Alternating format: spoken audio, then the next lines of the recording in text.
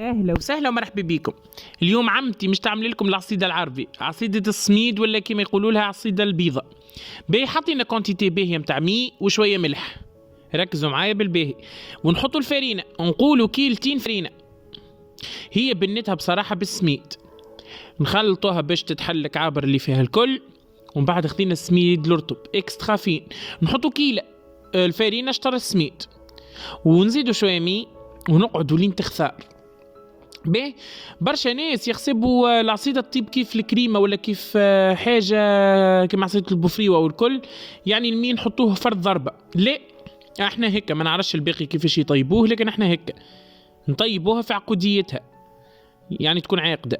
شوفوا بعد ما اختارت نحطوا لها المي ونخليوا المي هكا يبقبق في وسطها. شوفوا قبل ما نعصدوها، ها